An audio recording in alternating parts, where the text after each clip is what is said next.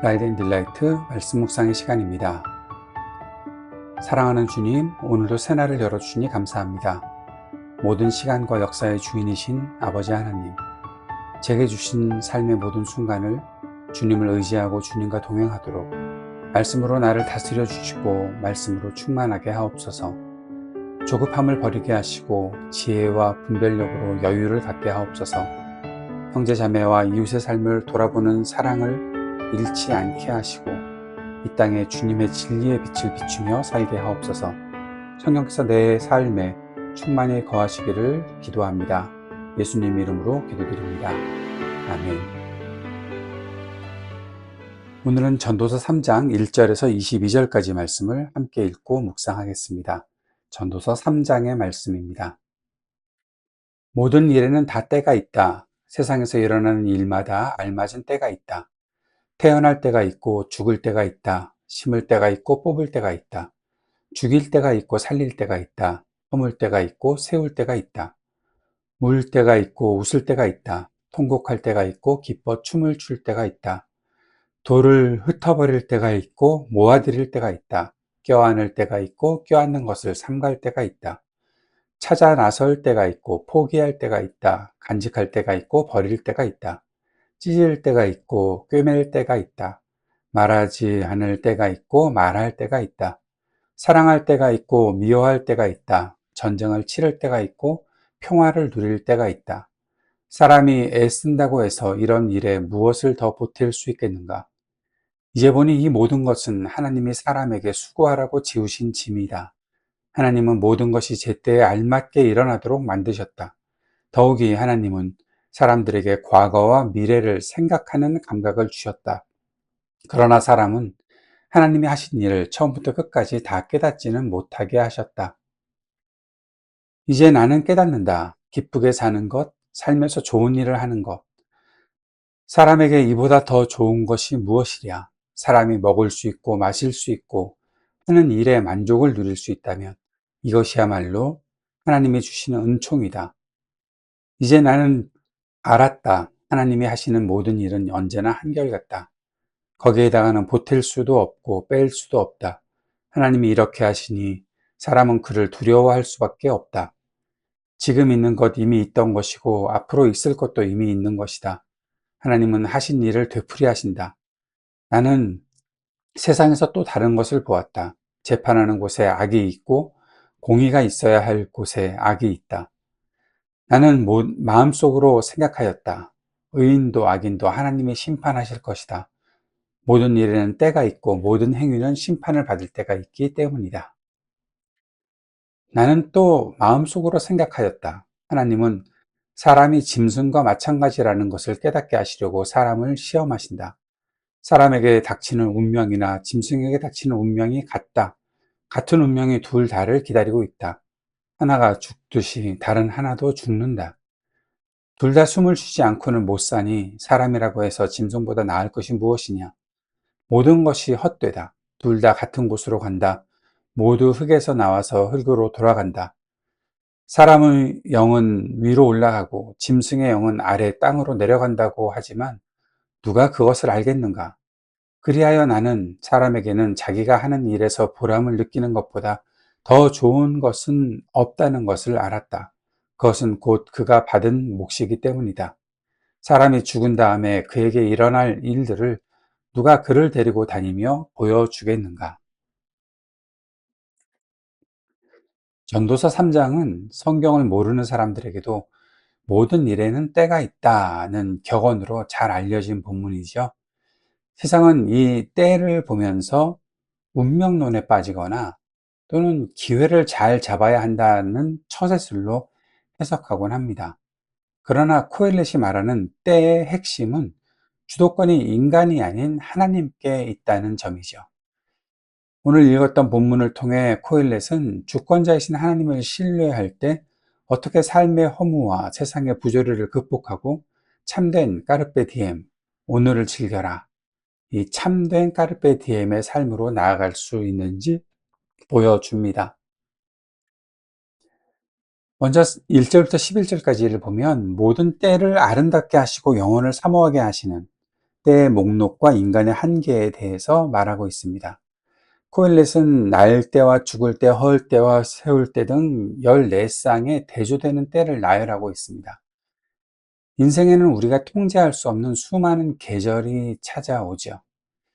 자, 통제할 수 없는 수많은 계절. 중요한 것은 11절입니다.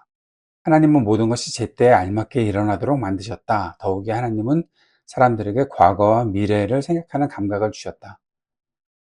자, 인간은 지금 당장 일어나는 고난의 이유를 다 알지 못하지만 하나님은 그 모든 대조적인 때를 엮어서 결국 아름다운 선을 이루십니다.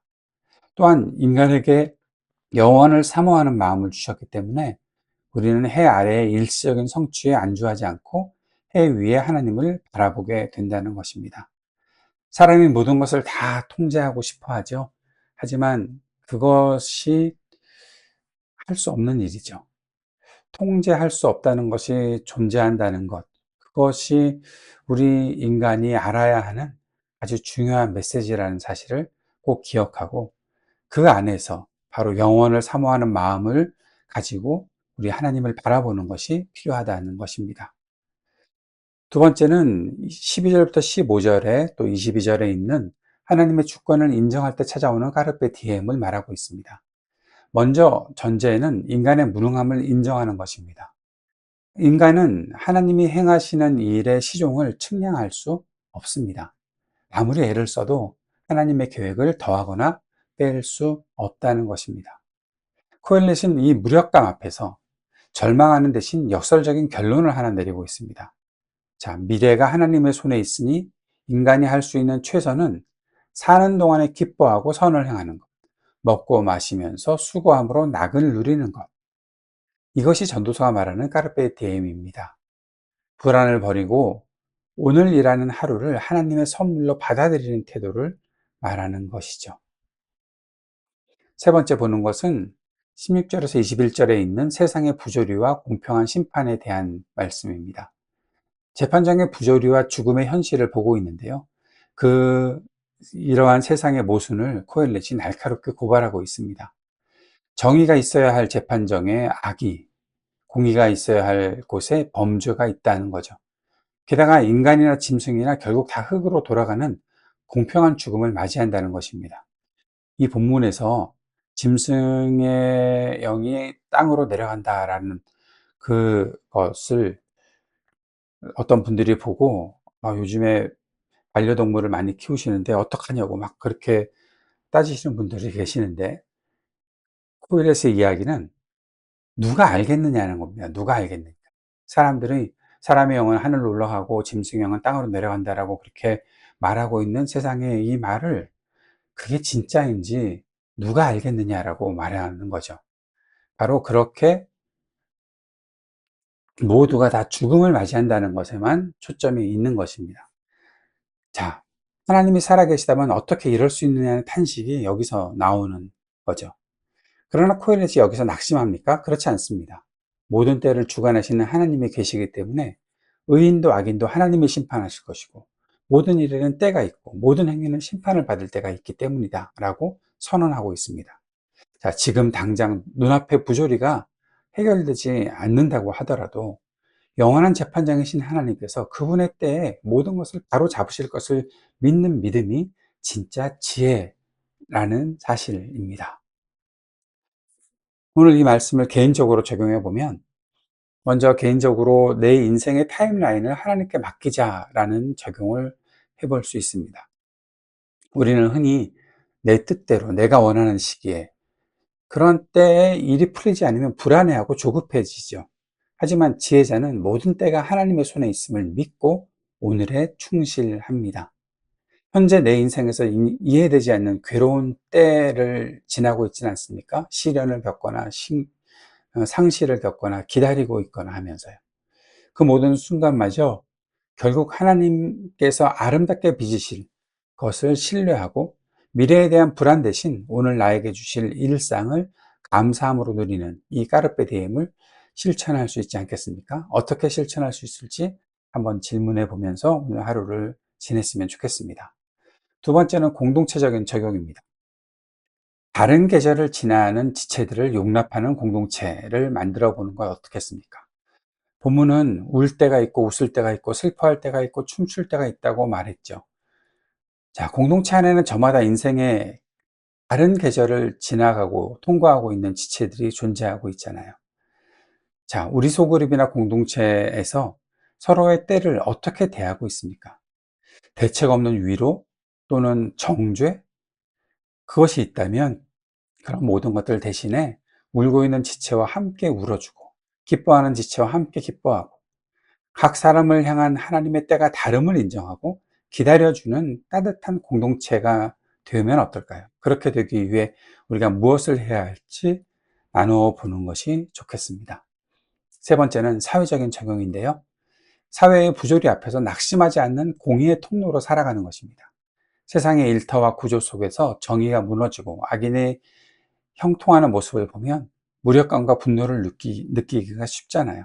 그러나 코엘렛이 하나님의 반드시 심판하실 때가 있음을 기억하라고 도전했던 것을 오늘 우리가 받아들이면서 우리가 살아가는 사회나 일터에서 마주하는 부조리가 무엇인가, 불공정, 갑질, 차별 등이 무엇인가 질문해보고 최종 심판자이신 하나님을 신뢰하면서 세상의 악에 동조하거나 낙심하지 않고 지금 내가 서 있는 자리에서 작은 공의와 선을 행하는 삶을 어떻게 살아낼 수 있을지 구체적으로 생각하고 이야기해보는 오늘 하루가 되면 좋겠습니다.